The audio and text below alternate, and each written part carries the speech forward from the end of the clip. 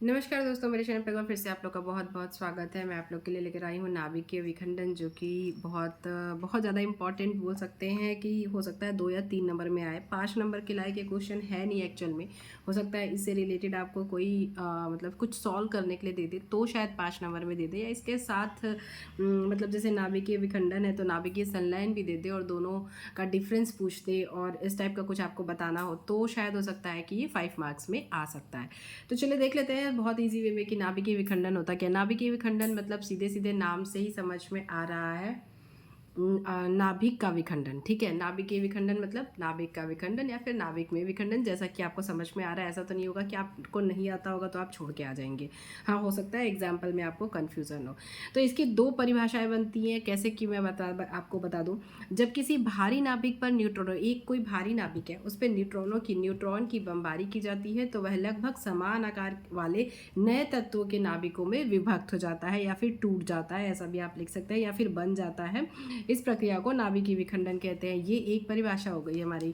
अब दूसरा एक तरीका आपको लिखने का है कि जब दो भारी नाभिक लगभग दो बराबर नाभिक जब दो भारी नाभिक लगभग दो बराबर नाभिक में टूट जाते हैं, मतलब इसमें सीधे सीधे लिखा जाता है, लिख सकते हैं आप कि दो भारी नाभिक हैं और वो लगभग दो बराबर नाभिक में टूट जाते हैं फिर से।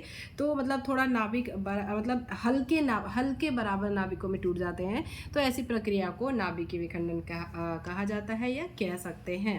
अब आपको इसमें एग्जाम्पल देना है। साथ ही साथ आप चाहे अगर तो आप एक डायग्राम भी मतलब उसके थ्रू शो कर सकते हैं ऐसा कि इस टाइप की प्रक्रिया होती है।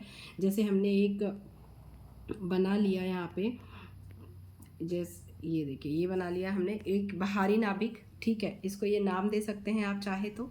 इस पे जब न्यूट्रॉनों की बमबारी की गई, यहाँ पे एक ऐसा बना सकते हैं और यहाँ पे न्यूट्रॉन दर्शा सकते हैं आप।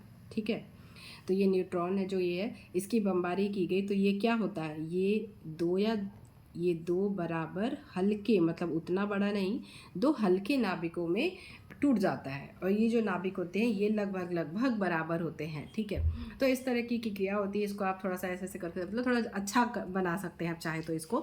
और इन दोनों का नाम यहाँ पे लिख सकते हैं। अगर आपको ये याद ना हो तो इस तरीके से भी आप बना देंगे और यहाँ पे लिख देंगे भारी नाभिक, यहाँ पे हल्के नाभिक, दो हल्के नाभिक। मतलब आपको नेमिंग करना, आपको पता है कि मार्क्स कैसे गेन करने हैं, तो इस तरीके से आप बना देंगे तो भी आपको मार्क्स मिलने के काफ़ी ज़्यादा चांसेस बढ़ जाते हैं, क्योंकि जो चेक करेगा तो वो देखेगा कि हाँ इस तरीके से आपने समझाया, इसका मतलब आपको पता है। ठीक है, तो इसका ये एग्जाम्पल है, देख सकते हैं आप, यूरेनियम 235। ठीक है, 92, इसके ऊपर ये न्यूट्रॉन से हमला कराया गया, मतलब बमबारी कराई गई, न्यूट्रॉन से क्रिया हुई जब इसकी, तो ये कितना बेरियम और क्रिप्टॉन दोनों में टूट जाता है। ठीक है, और दोनों में टूट जाता है और इसके साथ साथ 3 न्यूट्रॉन अलग से और निकलते हैं, तो ये फिर से हमला करेंगे। इस तरीके की प्रक्रिया जो होती है ये चलती रहती है। ठीक है, और इसमें जो हमारा जो ये देखिए 200 मेगावाट लगता भी है, एनर्जी भी जो होती है रिलीज़ होती है। तो जब ये नाभिकीय विखंडन की जब प्रक्रिया होती है तो बहुत ज़्यादा एनर्जी रिलीज़ होती है।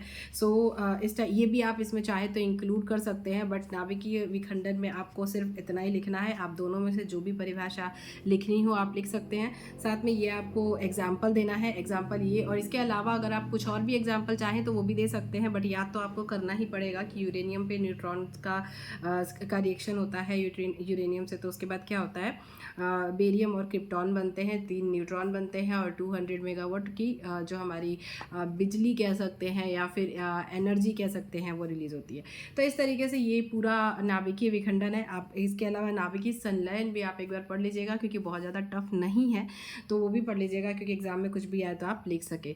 सो दोस्तों, अगर वीडियो पसंद आई होगी, समझ में आया होगा तो लाइक कीजिएगा, शेयर कीजिएगा। चैनल पर नए हैं तो चैनल को सब्सक्राइब कर लीजिएगा। मैं मिलूंगी आप लोगों से अपनी अगली वीडियो में। अगर आपको कोई और टॉपिक समझना हो तो आप मुझे कमेंट कर सकते हैं।